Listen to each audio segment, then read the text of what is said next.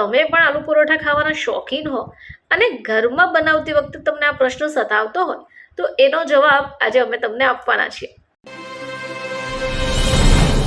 નમસ્કાર દર્શક મિત્રો, ખબર છે .com પરથી હું દૃષ્ટિ આપ સૌનું સ્વાગત કરું છું. દર્શક મિત્રો, ઘણા બધા લોકોને અલગ અલગ વસ્તુઓ ખાવાનો શોખ હોય છે અને એવામાં જો મનગમતી વસ્તુ મળી જાય તો પૂછવાનું શું.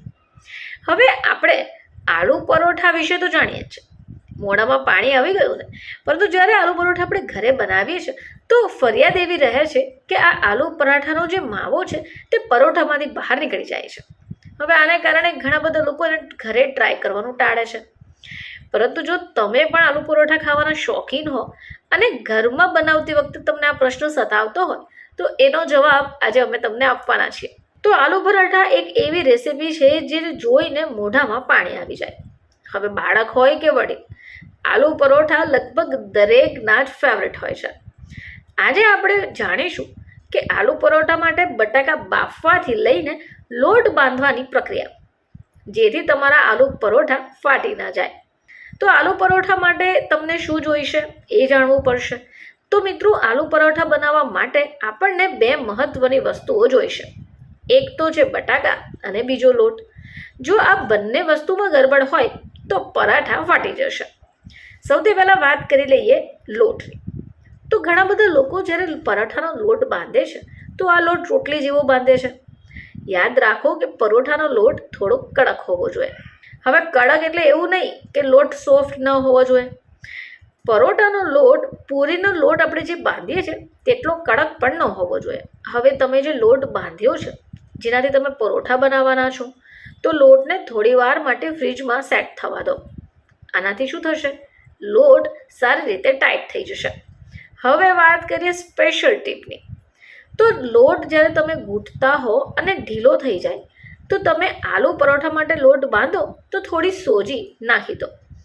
આનાથી શું થશે? સોજી ફૂલશે અને પાણીને શોષી લેશે. હવે જો લોટ ઢીલો થઈ ગયો હોય તો થોડી વાર એને ઢાંકીને રાખો.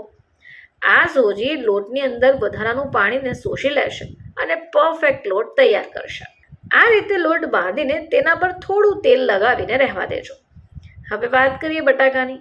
તો ઘણીવાર લોકો કુકરમાં બટાકા બાફીને તરત જ મેશ કરી પરાઠા બનાવવા લાગશે. જોકે ધ્યાને રાખો કે પરાઠા બનાવવા માટે બટાકા ઠંડા હોવા જોઈએ. બાફી ગયેલા બટાકાને રૂમ ટેમ્પરેચર પર આવી જાય પછી જ તેનો મસાલો બનાવો. હવે જ્યારે આલુ પરોઠા બનાવશો ત્યારે યાદ રાખો કે પરાઠાના બટાકાના સ્ટફિંગમાં હંમેશા મસાલા થોડા વધારે જ નાખો. આ મસાલા તમે લોટમાં ભરશો અને જો ઓછું મસાલેદાર હશે તો સ્વાદમાં પણ નહીં મજા આવે.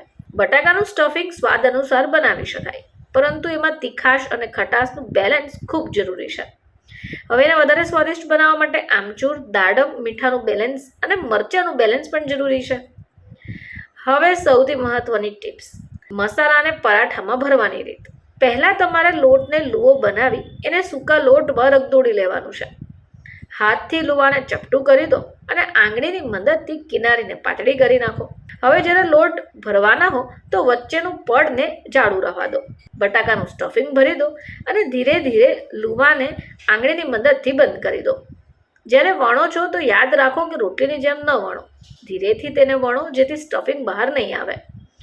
ગેસ પર મૂકી ગેસને મીડિયમ ફ્લેમ પર રાખીને પછી જ એને શેકજો. પરાઠા નાખતી વખતે તવા પર તેલ ક્યારેય ન લગાવવું જોઈએ. પરાઠા બંને બાજુ શેકાઈ જાય બાદમાં જ તેલ કે ઘીનો ઉપયોગ કરવો જોઈએ. જો તમે આ રીતે આલુ પરાઠા બનાવશો તો એકદમ સરસ બનશે અને લોકો તમારા વખાણ પણ કરશે. અને જે ફરિયાદ હશે કે પરાઠામાંથી સ્ટફિંગ નીકળી જાય છે તે પણ નહીં રહે. તો ફરીથી તમારી સમક્ષ હાજર થઈશું. ત્યાં સુધી જોતા રહેજો ખબર છે .com.